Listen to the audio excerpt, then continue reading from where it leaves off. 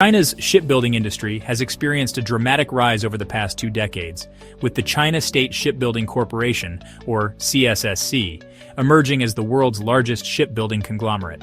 CSSC produces more commercial vessels by tonnage than the entire U.S. shipbuilding industry has since World War II. However, its operations go beyond commerce.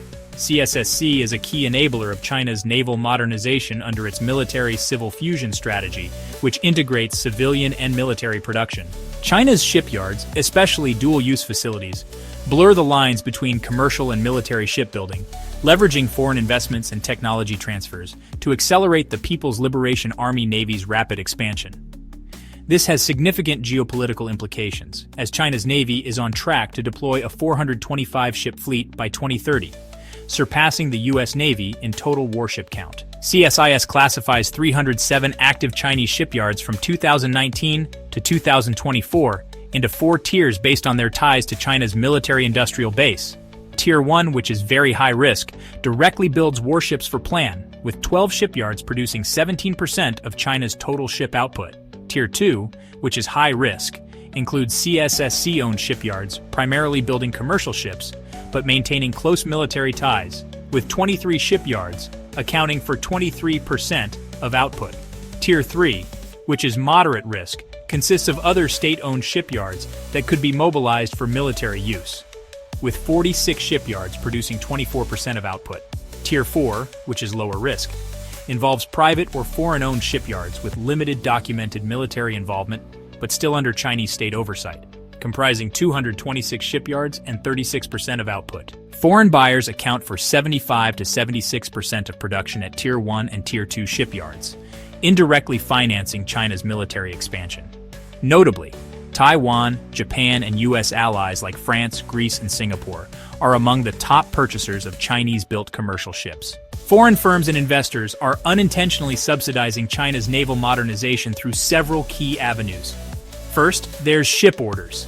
Billions of dollars in contracts with CSSC and its subsidiaries, including major deals with Qatar Energy amounting to $6 billion and France's CMA CGM at $3 billion.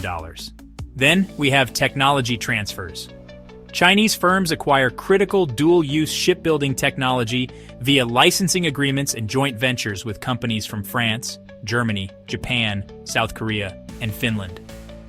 Lastly, in financial markets, despite U.S. blacklisting efforts, CSSC subsidiaries still raise billions through global capital markets, with major institutional investors like BlackRock and Vanguard indirectly supporting them. China's dominance in shipbuilding poses serious economic and security threats to the U.S. and its allies. First, the military risks. China's naval expansion is outpacing the U.S. Navy, aided by revenues from commercial shipbuilding. Second, economic risks. Chinese industrial policies are undermining shipbuilders in the US, Japan, and South Korea, thereby threatening global competition. Lastly, supply chain control. China's state-backed shipyards manipulate global prices, making it difficult for competitors to sustain their operations. To counter this, the US should consider several measures. First, targeted docking fees on Chinese-built ships to discourage purchases from high-risk shipyards. Second, stronger financial and trade restrictions on CSSC and its subsidiaries. Third, incentives for U.S. and allied shipbuilding industries to reduce reliance on Chinese yards. Finally, encouraging investment in shipbuilding capacity in allied nations such as Japan, South Korea, and Europe. China's shipbuilding sector, driven by state-backed policies and foreign capital, is not only reshaping global trade but also accelerating the plan's strategic ambitions. Addressing this challenge requires coordinated economic, military, and industrial policy measures to ensure long-term maritime security for the U.S. and its allies.